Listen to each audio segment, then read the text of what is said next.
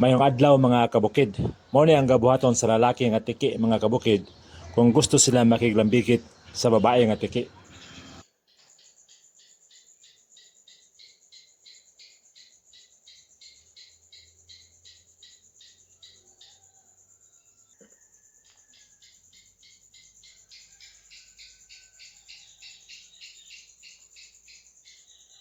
Iyan na dayong hugdon ang babae nga tiki mga kabukid.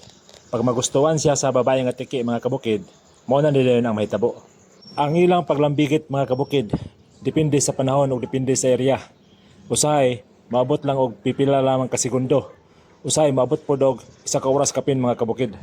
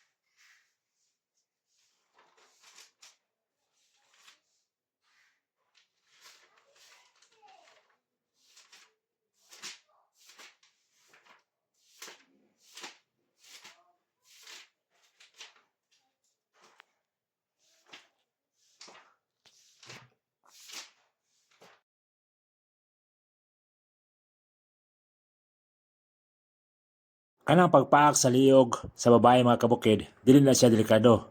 Apila siya sa ilahang courtship behavior. Pagkahuman nila lambigit mga kabukid, usahay, babot pa na og pipila ka minuto ang pagpaak sa lalaki diya sa liog sa babae.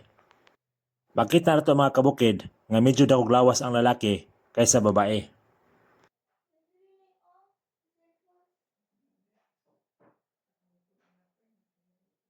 Karon mga kabukid, dali ra nabungkag ang pagpaak sa lalaki sa liog sa babae kay nadisturbo sila sa kamera.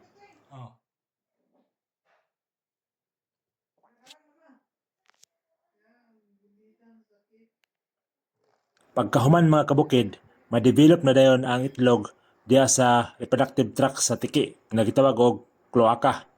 Mao ni ang dagway mga kabukid sa tiki nga naiitlog sa tiyan. Ang itlog diya sa tiyan mga kabukid magpabilin 40 hangtod sa 60 ka adlaw depende sa panahon mga kabukid.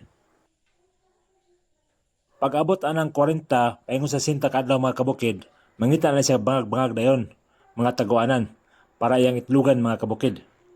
Karon mga kabukid, nagtago ang tiki sa gamay nga bangag diya sa koral nga simento.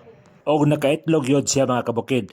Magpaabot na putag 40 hangtod sa 60 ka adlaw para mapusa ng itlog mga kabukid.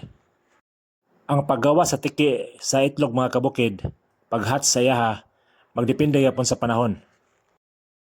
Daghang salamat sa pagtanaw ug hinaot nga nakatay dugang pagtulunan sa adlaw niyong panginabuhi. Bye-bye.